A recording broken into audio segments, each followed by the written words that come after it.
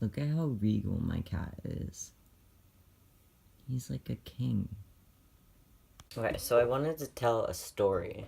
I was waiting for the bus at the bus stop at this corner, and there was this lady talking on the phone, and she was clearly talking shit with her friends. Like, the tone of voice, like, what she was saying, you could hear she was just, like, talking mad shit about lots of people, right?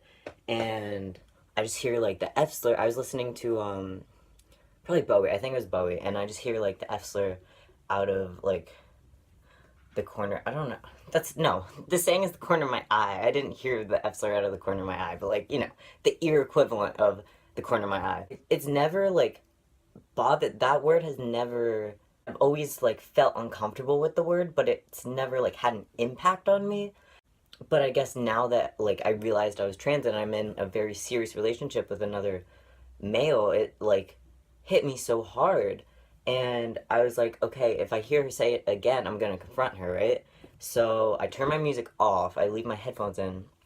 She doesn't say it. I realize she's off the phone, and I'm like, oh shit, like, I really want to confront her. I don't know if I should go up to her, like, I don't know what to do. And she ends up coming up to me, and she goes, excuse me, do you know when the 74 is coming? And I had a bus schedule. I knew the 74 wasn't on my bus schedule, but I took it out anyway, and I was like, I'm not sure, ma'am, like, I can check my bus schedule for you. And I looked, and I was like, I'm really sorry it's not on my schedule, but I hope you'll be able to, like, figure it out. She was like, oh, you're so sweet. How old are you anyway going into the city? And I was like, oh, I'm 18. And she's like, you're 18? No way. No way you're 18. And I was like, yeah, I'm 18. Like, I can show you my ID. I'm 18. It's just because I'm short. People either think I'm, like, fucking, like, 24 or, like, 14. There's no in between. I look mature, but I'm 5'1". So she was like, no way you're 18. And we ended up getting in a conversation. And she's like, oh, you got hickeys on your neck, like, you in love, you have a girlfriend, you're in love, like, and I just didn't say anything. And she's like, and I was like, yeah, I'm in love. And then she goes, are you going into the city to meet your girlfriend? Oh, and I said, no, I'm not going into the city to meet my girlfriend, but, yeah, I'm in love.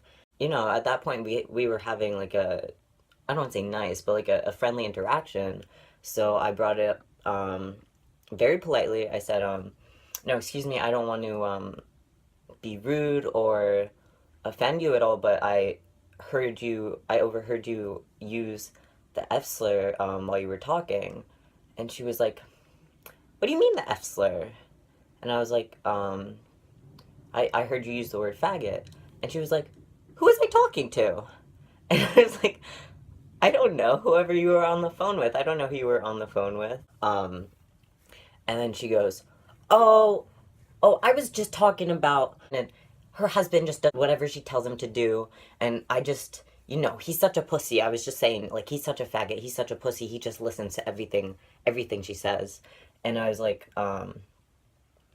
it's just that, that community is in danger, and, they can be killed on the streets just for holding hands.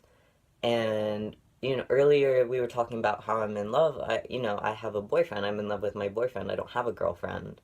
And I didn't even bring up the fact that I was trans. That was just irrelevant at that point.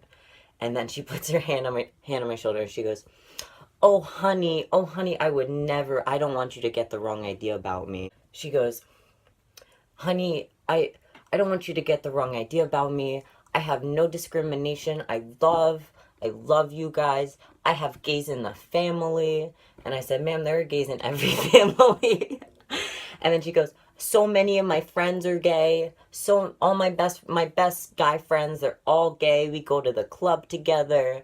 She's like, I would never do anything to hurt your community. I would never do anything to hurt you. I completely accept you, honey. I love you just the way you are.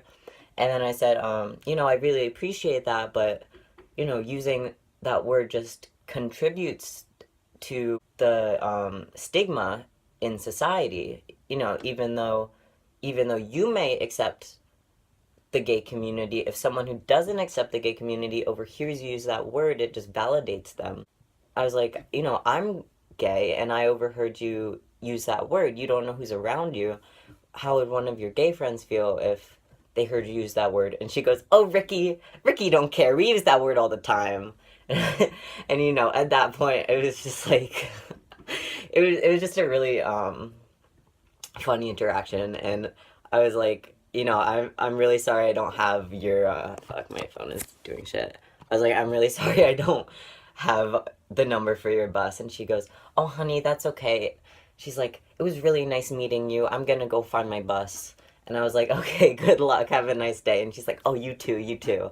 Um, and, you know, it just got me thinking, like, there are these really friendly, accepting, loving people who, you know, and it's like there's a bubble, and in their bubble, they have gay friends and they have gay family members, and they're accepting and they see themselves as doing everything right, but they don't understand that there's life outside of their bubble and that the smallest things can contribute to something much larger than just going to the club with Ricky. I was really scared to talk to her because she was talking so much shit on the phone. Like, she was clearly a feisty, tough woman, and I didn't know what would happen. I didn't know if I would end up, like, cornered. I didn't know if I would be slapped. I didn't know what would happen, but it was the first time in my, not in my life, but it was the first time that I really felt very strongly that I wanted to speak up. And, you know, the interaction went very smoothly. She didn't walk away saying, you're so right, I understand how systematic oppression works, and I'm never going to use that word again, and thank you for opening my eyes. But, you know, I'm proud of myself, at least for standing up and knowing that I can do that personally. And also, it could have just planted a seed for her, and I don't know if she will ever think about me again. So yeah, that was my experience. And it's just, you know, like I said, it's just funny. People are in their bubble and they're accepting in their bubble, and then they think they have the right to use these words that are reclaimed by our community. And if you're not a gay man, you really can't use that word. And personally, as a gay man, I don't think it's a word we should be using. You know, I reclaim queer. The F-Slur is not something that I'm comfortable with. We all have different comfort levels. We all have different identities. But that was my bus stop eavesdropping confrontation. And, you know, it's nice to talk to people who have different perspectives and experiences. And yeah, so that was that. I have the house to myself. Woo! Woo! I can make as much noise as I want. Hello! Hello! And no one's here. Oh, that room's messy.